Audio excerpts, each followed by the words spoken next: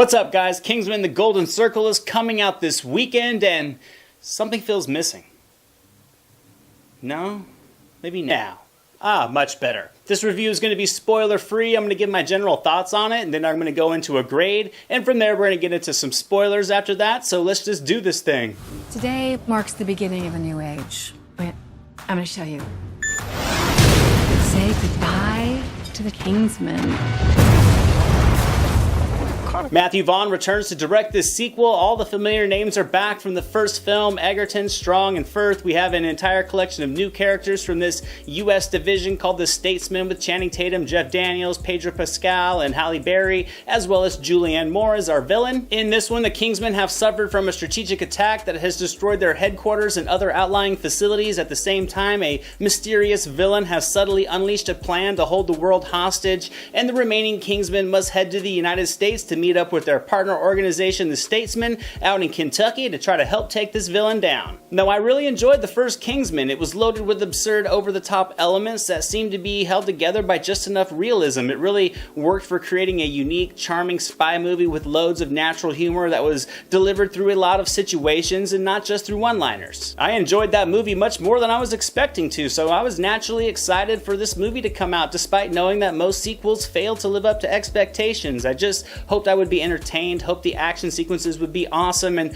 hoped the character performances would show a lot of that same charisma that they did the first time around. And I think this film did some of that. The performances, for the most part, were good, and they worked for their various roles. The action certainly had its moments, but the film was still kind of a letdown to me. I didn't hate it at all, and definitely found some enjoyment in it, but it was also a movie that made a lot of the common sequel mistakes. So let's talk about what I think this film did very well. Easily, the direction from Matthew Vaughn and the cinematography from George Richmond were both fantastic. They blend together perfectly. This was a very polished movie from top to bottom. It's extremely visually appealing. The action was extremely well shot. The slow motion capture techniques really come in at the right time and right place. The film opens up with a fantastic action sequence. There was a lot of exciting moments really from start to finish. There was also some great sequences with Pedro Pascal as Whiskey, where he really does some awesome things with his lasso and incorporates him into the fight sequences, and he really does some cool things with the six-shooter that blow away the best moments in the Dark Tower easily. So I guess overall the action did work for me. As I said, the cast were all relatively solid. Mark Strong has some good moments, as does Egerton and Firth, but no one really blows you away with their performances,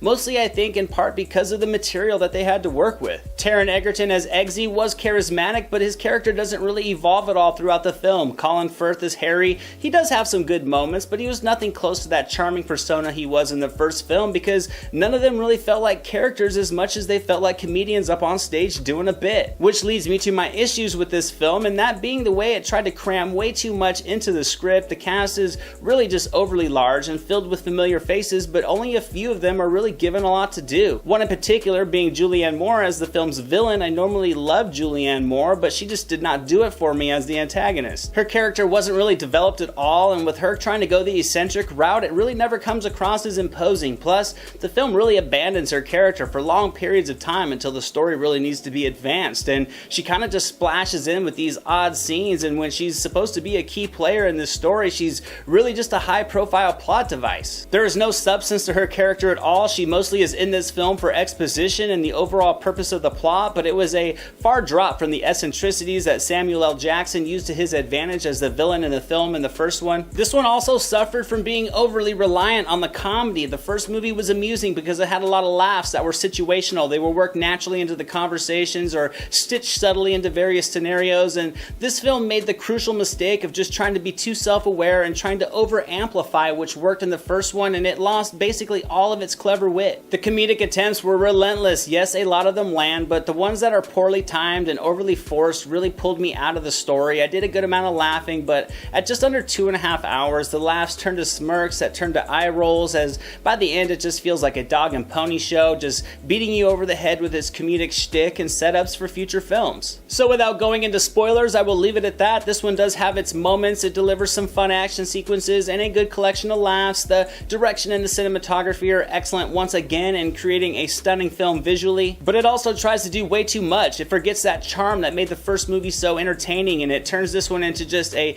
comedy routine that hinders some of the suspenseful elements greatly. It also fails to deliver a compelling villain, and the plot was so convoluted that it almost insults your intelligence, and I'm gonna have to give Kingsman: The Golden Circle 70% on the entertainment meter.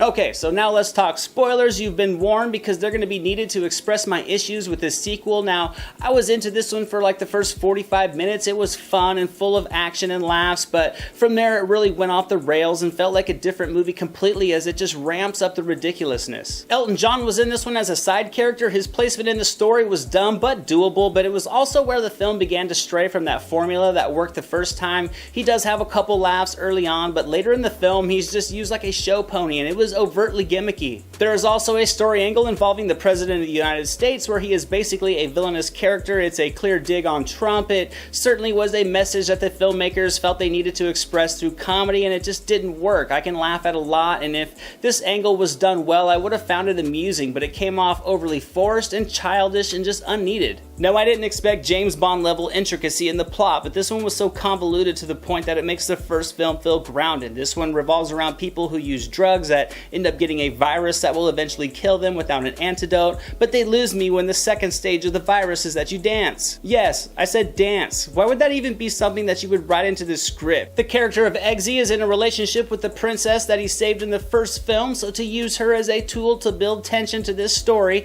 thinking it's actually going to work, they work in a scene where Eggsy has to hook up with another girl to implant a micro device in her... Yeah, not in her food or her drink. That's boring. He is issued a custom finger condom to do the deed, so of course he calls his girlfriend and tells her that he has to have sex with a girl to get the mission done when technically he doesn't, so that she will conveniently get depressed and spark up a blunt and get the virus. There were just so many other moments later that just pulled me out of the movie. It diminished the enjoyment a lot. There was no need for this film to be almost 2.5 hours long either. It could have been trimmed a lot, and with the bulk of the poorly timed cheesy humor removed, it would have been a solid sequel. As it is, there is some entertainment here, but you have to sift through a surprising amount of idiocracy to get through it, and that's pretty much my review on Kingsman: The Golden Circle, guys. I was a little let down by it. Let me know in the comments below what you thought of the first film, what you're hoping to see out of this sequel, and I hope you enjoyed this review, guys. If you did, make sure to drop it a like. Don't forget to subscribe so you never miss a new review. As always, I'm Anthony. This is the SilverScreen Analysis, and I'll see you at the movies.